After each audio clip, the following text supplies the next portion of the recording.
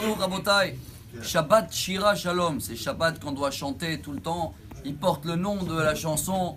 Et justement, c'est le premier Shabbat que nous, le peuple d'Israël, on a fait dès qu'on est sorti d'Égypte. C'était à Mara, vous vous rappelez hier, l'eau qui était amère, qui est devenue doux avec le bois qu'on a lancé dedans.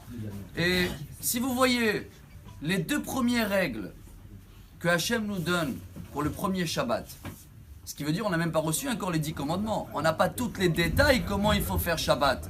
Les premiers détails que Hachem nous demande de faire, Ish al yetze mimekomo ad boker. Ne sortez pas dehors de la ville. Donc on va compter la dernière maison de la ville, plus que 1 kilomètre, interdit.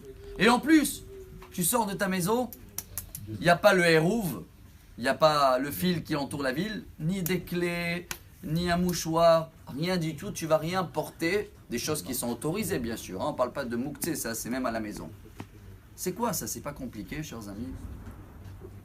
Je crois que la réponse elle est extraordinaire. Le roi David, dans le Teilim de Shabbat, c'est le 92, on le chante, on va le chanter ce soir. Mizmor Shir Leyom Shabbat. Shabbat, c'est aussi une chanson. C'est la chanson de la semaine. Quelqu'un qui veut chanter toute la semaine doit comprendre. Il dit le roi David, Ishbar lo yeda, ursi lo yavin etzot. Quelqu'un qui ne veut pas comprendre, il croit que ces petits détails c'est compliqué. C'est l'histoire du, je ne sais pas qui c'était, un des grands maîtres dernièrement, qui donnait toujours l'argent pour des pauvres. Et une fois, il vient avant le Shabbat. Il dit, monsieur le rabbin, j'ai rien de quoi manger. Le rabbin, il n'avait plus rien. Il est parti, il a demandé à sa femme. Il a donné une belle bague en or. Il a dit, tiens, va acheter tout ce qu'il faut. Et après, sa femme, elle le court, il lui dit, tu sais, cette bague-là, elle a une grande valeur. Le rabbin a dit, t'as raison. Vite, il va courir après le pauvre. Il lui dit, monsieur, arrête-toi. Je te préviens, cette bague est très chère. Ne te fais pas avoir. Vends-la comme il faut. Tu as pour faire tous les Shabbats de l'année. C'est pareil, Hachem a couru après Moshe dans la paracha de cette semaine. C'est une Gemara, un Shabbat, 10e page. J'ai un cadeau extraordinaire. C'est Shabbat. Mais quelqu'un qui ne fait pas tous ces petits détails parce qu'il croit que c'est compliqué, il n'a rien compris.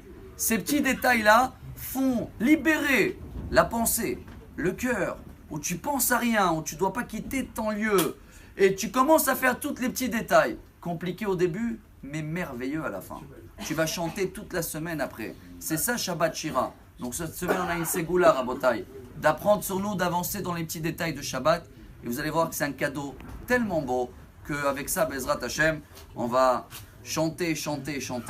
Et Bezrat Hashem, Dieu il va nous donner que des raisons pour chanter toute notre vie. Shabbat Shira Shalom. Amar Rabbi Elazar.